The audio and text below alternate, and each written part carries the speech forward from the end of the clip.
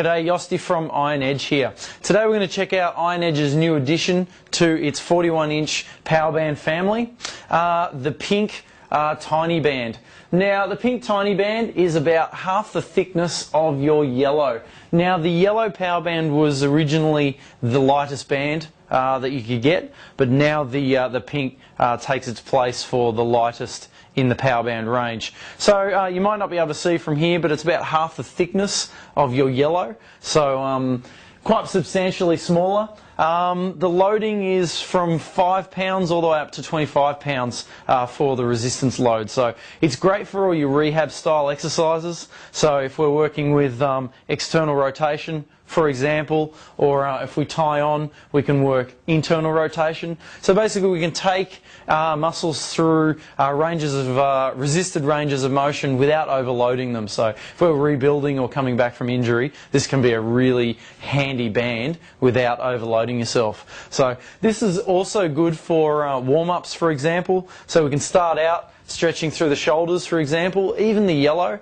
for some people who are very tight through the chest or their shoulders, the yellow can be too much of a resistance load. So this is really handy because it's nice and light.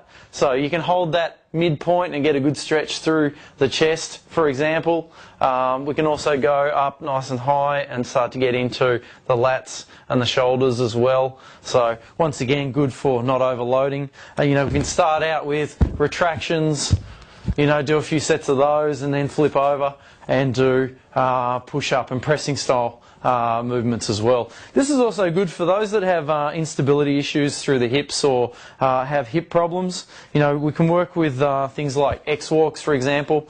Once again, for some people, the yellow may be too much of a resistance load. This is nice and light, so good for working that mobility.